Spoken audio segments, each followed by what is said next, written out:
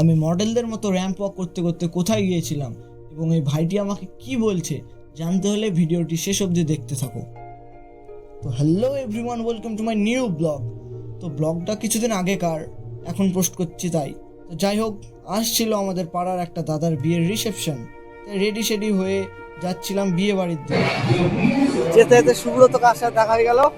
কাকা তো একদম নায়ক আমাদের। কাকা কেমন লাগছে বলো?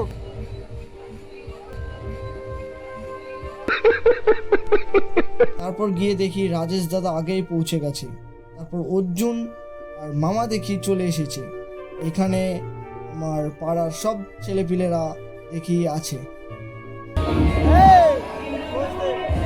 তারপর দেখি অভি কাকাও চলে এসে দাঁড়িয়ে দাঁড়িয়ে হাসছে। আর এদিকে অর্জুন যেভাবে মুখ লুকাচ্ছে, মনে হচ্ছে কোথাও চুরি টুরি করতে গিয়েছিল। তারপর কিছু মানুষরা দেখি বডির মধ্যে ফুল জোশ নিয়ে একদম নাচছে। তো বিয়েতে অনেক বক্স এনেছিল, তো তাই খুব সাউন্ড ছিল, আর সেই সাউন্ডের তালে তালেই ওনারা সব নাচছেন। বিয়েতে যাবো, ফটোশ্যুট করবো না এমন হয়? তো যাই হোক, ফটোশ্যুটও করলাম, সাথে সাথে মডেলের মতো একটু ওয়াকও করে নিলাম। আর এই থেকে অর্জুন দেখো একদম ক্যাথ মেরে সব পোজ দিচ্ছে। আর এই হচ্ছে নতুন জামাই টনিদা। তারপর ফটো টটো তোলার পর ভাবলাম খেতে যাব। তো ভিতরে গিয়ে যা দেখলাম, এত ভিড়, সে লাইনে দাঁড়িয়ে খাওয়ার মতো ব্যাপার হয়ে গিয়েছিল। তো তোমরাই দেখো যে কত ভিড় ছিল।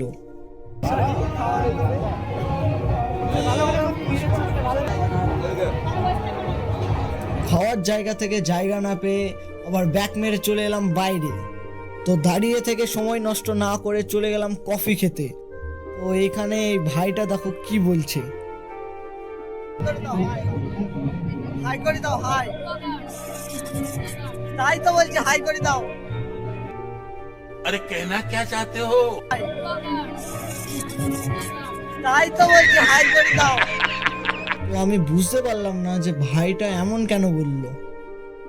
তো যাই হোক, অর্জুন সবাইকে কফি সার্ভ করছিল, তো আমিও ওর সাথে একটা কফি নিয়ে খেতে লাগলাম।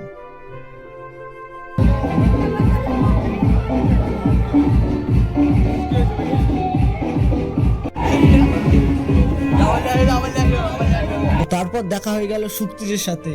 ওর তো আমাদের আসার আগে খাওয়া দাওয়া কমপ্লিট হয়ে গেছিল। তো সুক্তিজের সাথে কথা বলার পর আবার আর এক কাপ কফি নিয়ে নিলাম। আসলে কফি খেতে ভালো লাগে, তো তাই আর কি। তারপর অনেক সংঘর্ষের পর ফাইনালি আমরা একটা জায়গা পেয়ে গেলাম।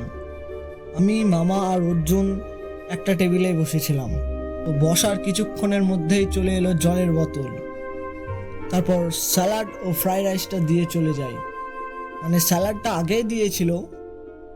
তো যাই হোক, ফ্রাইড রাইসের সাথে চিকেনটা খাওয়া শুরু করে দিলাম।